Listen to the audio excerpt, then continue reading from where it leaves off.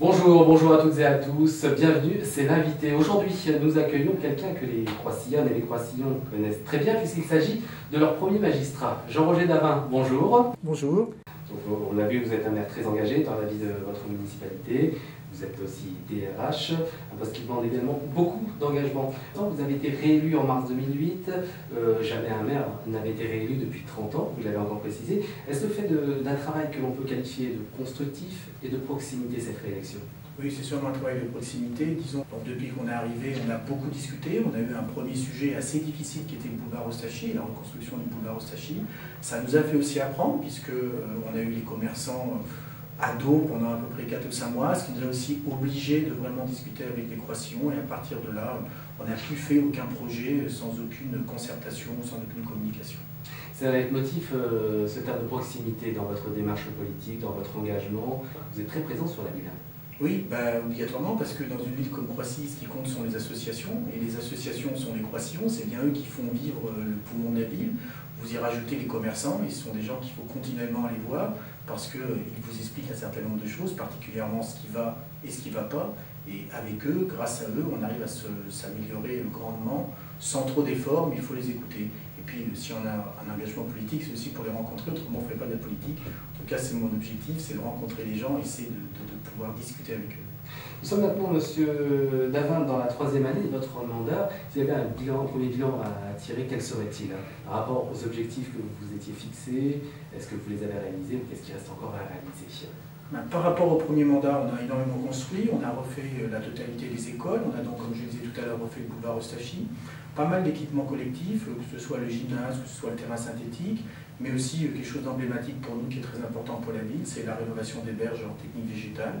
Donc beaucoup de choses que les Croissillons attendaient, et puis le chemin de ronde, 35 ans, voire peut-être même 40 ans, de combat entre la mairie du Vésinet et la mairie de Croissy. On a réussi à se mettre d'accord et on a enfin fait le chemin de ronde qui aujourd'hui, dans le cadre du 2e mandat, commence à porter ses fruits puisqu'on a créé l'espace Claude Monet, c'est 500 emplois supplémentaires, c'est 17 000 m² d'activité, c'est aussi l'agrandissement de chez Servier, 10 000 m², et c'est la British School of Paris. Vous attachez beaucoup d'importance au développement économique de la ville. Oui, parce que on veut avoir une ville à vivre. Et donc vous habitez dans une ville, mais il faut aussi y travailler, et puis les richesses sont créées par les entreprises. Et donc une ville sans entreprise, c'est une ville qui est morte, et c'est surtout pas ce qu'on peut faire sur Croissy.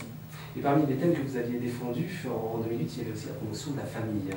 Promotion de la famille, oui, sur 3 grands points. D'abord le logement, on passe par là. On veut absolument garder nos jeunes, et garder les jeunes couples, pour des questions d'immobilier, plus particulièrement de prix du foncier, assez rapidement, dès que les familles passent de 1 à 2 enfants, ils sont obligés de partir de la ville parce qu'ils n'arrivent pas à se loger sur Croissy.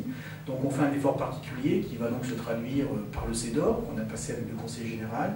Donc dans le cadre du mandat 2008-2014, 220 logements à construire, dont à peu près 110 en logements sociaux. Et pour garder nos jeunes, le lancement là en ce moment d'une future résidence pour jeunes actifs, qui là aussi est très important pour nous, ce qui nous permettra de conserver un certain nombre de nos jeunes sur la ville. Donc ça, c'est pour l'aspect logement. Ensuite, vous allez avoir l'aspect, comme je le disais tout à l'heure, équipement collectif.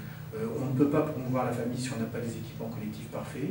Donc c'est par exemple le projet Chalorier, une nouvelle bibliothèque, une nouvelle école de musique, une salle de spectacle. C'est aussi des projets sportifs qui sont en train de se développer. La rénovation sur l'année 2010 du bassin d'initiation de la ville. C'est aussi un nouveau bâtiment sportif qui nous permettra d'avoir un dojo.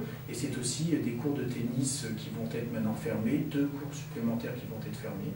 Et puis le 3e point qui est non moins important, qui est celui de la solidarité. Solidarité avec nos aînés, donc on développe énormément d'animations, que ce soit le portage de livres, que ce soit la journée cinéma, l'accompagnement dans le cadre des voyages, et c'est aussi avec la solidarité avec les plus fragiles d'entre nous, je pense plus particulièrement aux handicapés.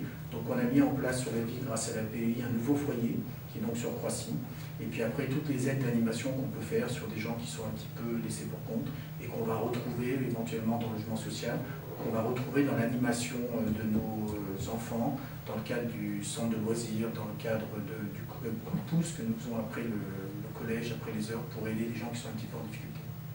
Autre point qui vous intéresse aussi énormément, c'est l'écologie.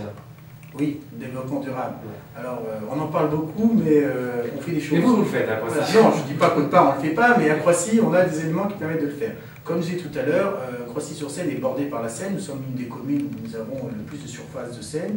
Et nous sommes l'une des communes où, si jamais un jour il devait y avoir une crise 1910, nous aurions plus de 30% de la ville qui serait sous les eaux. Donc autant vous dire que les berges est un sujet très important pour nous et très important pour la population. Donc nous sommes maintenant dans le cadre du deuxième projet de rénovation en technique végétale des berges. Mais on a aussi besoin, comme tous les autres, de faire des économies dans le cadre de la planète et donc d'apprendre à nos enfants et aussi aux parents qu'on peut faire de la réduction d'eau et de la réduction d'électricité. L'électricité, c'est tout le programme qu'on met en place, donc des lampes nouvelles, des rénovations sur l'électricité, des baisses d'électricité. Et puis concernant l'eau, on a par exemple, dans le cadre de l'arrosage du stade, fait un puits, créé un puits, pris de l'eau de Seine de façon à baisser notre consommation d'eau. On est en train aussi de rénover le bassin d'initiation, puisque c'est un bassin qui date des années 70, où la totalité de l'eau part à l'égout. Et donc tout ça nous permet de pouvoir avoir une baisse d'eau qui sera de l'ordre de 30% dans à peu près 1 an et demi, 2 ans, quand le bassin d'initiation sera totalement rénové. Autre sujet qui intéresse aussi beaucoup les Croissillannes et les Croissillons, et au-delà, c'est l'intercommunalité. On connaît la communauté des communes de la boucle de Seine. Nous savons que Croissy a toujours milité. Quel rôle jouera la ville dans la réunion de ces 7 villes alors? Oui, alors parmi ces 7 villes, on est la plus petite commune, 10 000 habitants. La plus grosse, Sartrouville, 50 000 habitants. Et donc on s'est rendu compte qu'à la lueur de tous les projets dont je vous parlais tout à l'heure, 10 000 habitants c'était un peu petit. Même si en province, avec 10 000 habitants, on est quand même une ville importante. Ici, à Paris, on est trop petit. Donc on a obligation de s'associer avec les autres communes pour que nos citoyens puissent en tirer un large bénéfice. Et puis, il est clair que si on enlevait les anciennes frontières, quand vous êtes en dessous de la voie de RER, que ce soit le Vésiné, que ce soit les Bas-de-Château, que ce soit Croissy, on est à peu près dans la même ville. Et donc, quand il s'agit de mettre en place une crèche, quand il s'agit de mettre en place une bibliothèque, que ce soit la bibliothèque des Vésigondins ou des Croissillons ou des Catoniens, c'est la même. Et de façon à dépenser le moins d'argent public, il faut effectivement qu'on puisse se mettre ensemble. J'aimerais parler d'un sujet aussi qui intéresse beaucoup les habitants de votre ville, c'est la vidéoprotection. Vous en avez parlé, qu'en est-il aujourd'hui? Alors d'abord, c'est un thème de campagne. On a à peu près débattu pendant 6 à 7 mois. On a fait une quinzaine de réunions, des réunions privées, des réunions à thème, et puis des réunions publiques pour pouvoir mettre en place la vidéoprotection. Alors on a été assez surpris pendant ces réunions parce que beaucoup nous disaient qu'on allait rencontrer un certain nombre de résistances de la part de la population de Croissy, et bien au contraire, on a obtenu un certain nombre de personnes qui trouvaient que ça n'allait pas assez vite. Alors on leur a expliqué qu'il y avait un certain nombre d'étapes à réaliser, comme la première par exemple, avant de pouvoir mettre un réseau de vidéoprotection, il fallait avoir l'accord d'une commission, qui est une commission préfectorale. Alors aujourd'hui on est où? On a l'accord de cette commission préfectorale, on a lancé l'appel d'offres, on a choisi notre opérateur, les premiers travaux devraient commencer fin septembre, début octobre, pour une livraison opérationnelle tout début décembre, pour une première tranche de 16 caméras pour 200 000 €. Jean-Roger Naval, nous arrivons au terme de cette émission. Je vous remercie d'avoir répondu à notre invitation. Bien évidemment, nous nous accueillerons pour d'autres sujets à l'occasion de l'invité d'Yveline Première. À bientôt.